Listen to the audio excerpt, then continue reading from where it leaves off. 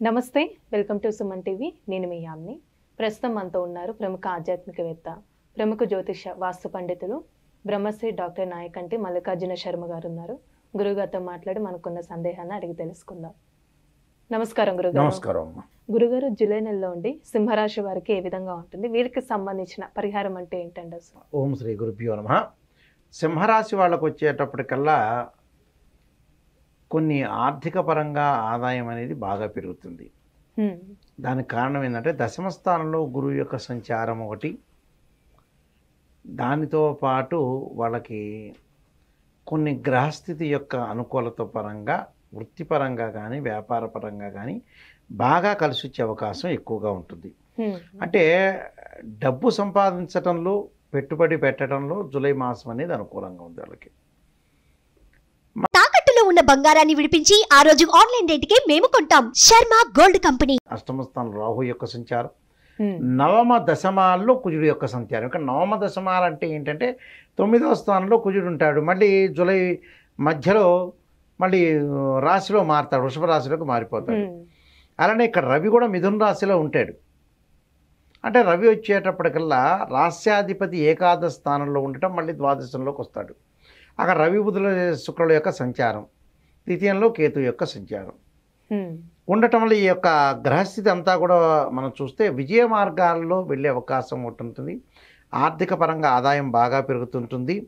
ఇక్కడ అనుభవాలు, కీర్తి ప్రతిష్టలు, అలానే కొన్ని పరిస్థితులు అనుగుణంగా ఉండటం ఒకటి, విద్యార్థులకు అనుకూలమైన ఫలితాలు, పోటీ పరీక్షల్లో కూడా మంచి రిజల్ట్స్ ఇచ్చే అవకాశం ఉంది. కుటుంబంలో కొన్ని మిశ్రమైన ఫలితాలు, అనుకున్న పనులన్నీ కూడా సాధించాలని ఒక ఆలోచనలు ఒకటి ఉండటం ఒకటి, ఆదాయంలో కొంత భాగాన్ని ఖర్చు చేసే అవకాశం ఒకటి ఉంటుంది. ఆలోచించకుండా పెట్టుబడులు మటుకు ఎట్టి పరిస్థితుల్లో కూడా పెట్టకూడదు. జూలై నెలలో పెట్టద్దండి? జూలై నెలలో జూలై నెలలో పెట్టకూడదు. పెట్టకూడదు అంటే ఆలోచన చేసి పెట్టాలి. ఆకస్మికంగా కొంతమంది మీద పడతారు. మీద పడటం వల్ల పెట్టండి పెట్టండి అనటం వల్ల కూడా ఆర్థిక పరంగా నష్టం జరిగే అవకాశం ఎక్కువ ఉంటుంది. అలానే సమతుల్యమైన పోషక ఆహారం తీసుకోవాలి. అలానే దూర ప్రయాణాలు చేసే అవకాశాలు ఎక్కువ ఉంటాయి. ఆరోగ్యపరంగా ఇబ్బందులు ఉండవు, కానీ కొంత వ్యాపకాలు ఎక్కువగా ఉంటాయి. విద్యార్థులకి రకరకాల క్రికెట్ ఇలాంటివన్నీ కూడా ఆడాలని వ్యాపకం ఒకటి ఉంటుంది. ఆ వ్యాపకాన్ని కొంచెం తగ్గించుకొని, ఈ కాలంలో సెల్ ఫోన్లు రకరకాలు ఉంది, ఆ వ్యాపకాలు తగ్గించుకొని ముందుకు వెళ్ళటం అనేది మంచిది. అయితే సింహరాశి వాళ్ళ గ్రహస్థితి అయితే అనుకూలంగా ఉంది. ఇక్కడ అనుకూలం లేదంటానికి వీల్లేదు, కానీ సప్తమ స్థానంలో శని ఉన్నాడు, అష్టమంలో రాహు ఉన్నాడు. అంటే అష్టమంలో రాహు ఉండటం వల్ల ఏంటంటే ఆరోగ్యపరంగా మెరుగైన ఫలితాలు వస్తాయి. దానితో పాటు ఏకాదశం రవి ఉండటం వల్ల వృత్తిపరంగా అనుకూలంగా ఉండటం, వివాహపరంగా ప్రయత్నాలు సఫలీకృతం కావటం, అనుకున్న పనులన్నీ కూడా సాధించే అవకాశాలు బాగా ఎక్కువ ఉంటాయి. అంటే విద్యార్థులకి విదేశీయానం ఉందంటారండి? విద్యార్థులకు విదేశీయానం అనేది లేదు. అంటే ప్రయత్నం చేసినా కూడా విఫలమయ్యే అవకాశాలు ఎక్కువ ఉంటాయి.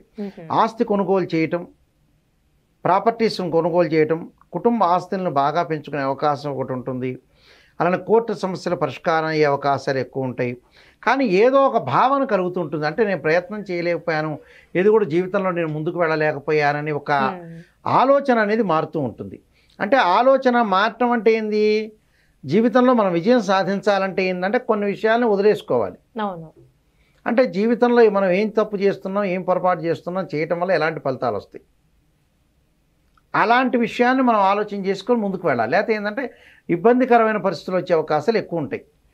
అంటే శుభకార్యాలు జరిగే అవకాశం ఉందా అండి జూలై నెలలో? వీళ్ళకి శుభ కార్యక్రమాలు పాల్గొనే అవకాశాలు ఉంటాయి, కానీ జరిగే అవకాశాలు తక్కువ ఉంటాయి. ఎందుకంటే ఈ రాశి వాళ్ళకి శుక్రుడు పెద్దగా అనుకూలంగా లేడు ఇక్కడ. అంటే కళత్రకారకుడు ఆకారకుడు శుక్రుడు అవసరం. ఇక్కడ గురుబలం మధ్య రకంగా ఉంది. ఆర్థిక పరంగా ఆదాయం పెరుగుతున్నా కూడా వివాహాది శుభ కార్యక్రమాల్లో పాల్గొనే అవకాశాలు తక్కువ ఉంటాయి. ఆస్తులు పెరిగితే కోర్టు సమస్యలు పరిష్కారం చేయబడుతున్నాం, ఆర్థిక స్థితిగతి కూడా మెరుగుపడుతుంటుంది.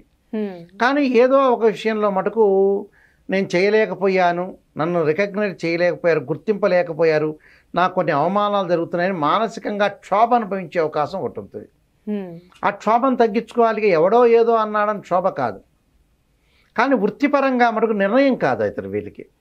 వృత్తిపరంగా నేను ఇది చెయ్యాలి, ఇది సక్సెస్ కావాలి, నేను ఇది చేస్తే బాగుంటాను, రోడ్ మ్యాప్ కరెక్ట్ తెలియదు. అంటే చేయటం అనేది ఏదో ఒకటి చేస్తుంటారు, ఏదో ఒకటి చేసి నష్టపోకూడదు కదా జీవితంలో.